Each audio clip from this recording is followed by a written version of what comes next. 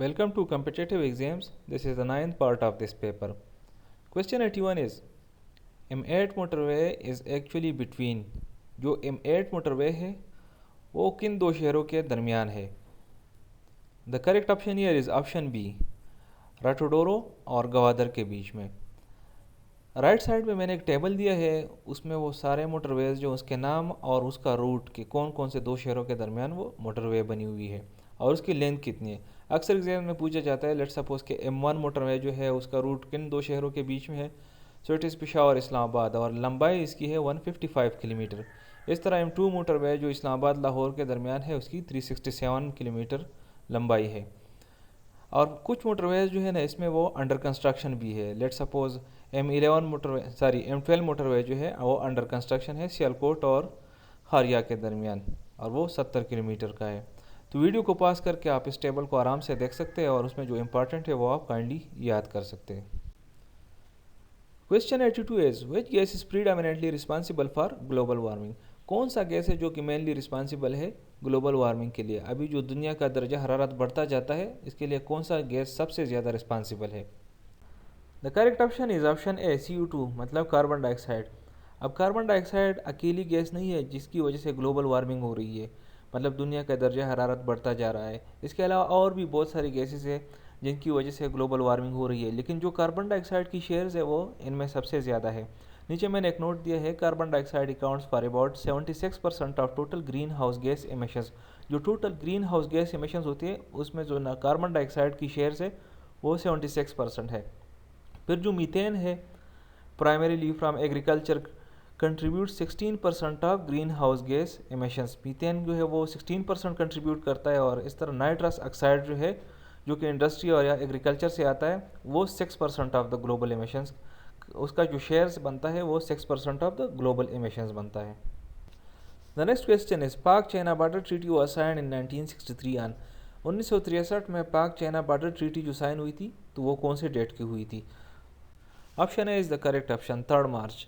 लेकिन ये जो पाक चाइना बॉर्डर ट्रीटी थी तो ये असल में थी क्या चीज़? तो नीचे मैंने एक नोट लिखा है, the treaty was signed on 2 March 1963 in Beijing and became effective on 2 मार्च 1963. ये बीजिंग में साइन हुई थी 1963 2 मार्च को और 2 मार्च को ही ये इफेक्टिव भी हो गई. As in result of the treaty both the country ceded over 1942 square kilometers to the other and Pakistan recognized Chinese sovereignty over land in northern areas of Kashmir and Ladakh.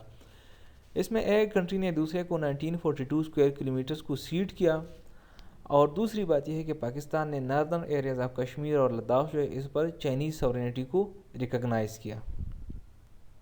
Question 84 is NAB was created on. NAB कब बनाई गई थी? Option D is the correct option, none of these. नीचे मैंने एक note दिया है कि NAB was establish by Pervez Musharraf on 16 नवंबर 1999. 16 नवंबर 1999 को ये बनाई गई थी, परवेज़ मुशर्रफ ने बनाई थी. और अक्सर ये भी पूछा जाता है कि नेब का जो मौजूदा चेयरमैन है वो कौन है. तो इस वक्त जब मैं ये वीडियो रिकॉर्ड कर रहा हूँ तो मौजूदा चेयरमैन जो है वो जस्टिस जावेद इकबाल है. Question 85 is animal husbandry university is at. Animal husbandry university किधर है? Option C is the correct option, Faisalabad. Question 86 is struggle of Pakistan was written by. जो स्ट्रगल ऑफ पाकिस्तान के नाम से जो किताब थी वो किसने लिखी थी? Option B is the correct option, doctor IH Qureshi. लेकिन इन दोनों नामों को कंफ्यूज मत करना, एक स्ट्रगल ऑफ पाकिस्तान है और दूसरा जो किताब है उसका नाम है द स्ट्रगल फॉर पाकिस्तान और पूरा नाम जो है the struggle for Pakistan a Muslim homeland and global politics, और ये लिखी है आयशा जलाल ने, जबकि स्ट्रगल ऑफ पाकिस्तान लिखी है डॉक्टर IH कुरैशी ने. Question 87 is Argentina is located in. Argentina कहाँ पे वाक़ है? The correct option here is option B, South America. ये एक वर्ल्ड मैप है जिसमें आप देख सकते हैं कि अर्जेंटीना कहाँ पे वाक़ है.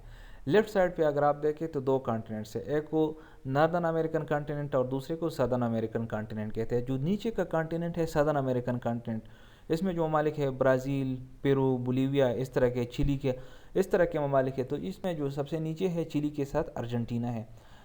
जो नॉर्दर्न अमेरिकन कॉन्टिनेंट है तो इसमें जो मेन 3 कंट्रीज़ है वो मेक्सिको, यूनाइटेड स्टेट्स और कनाडा है.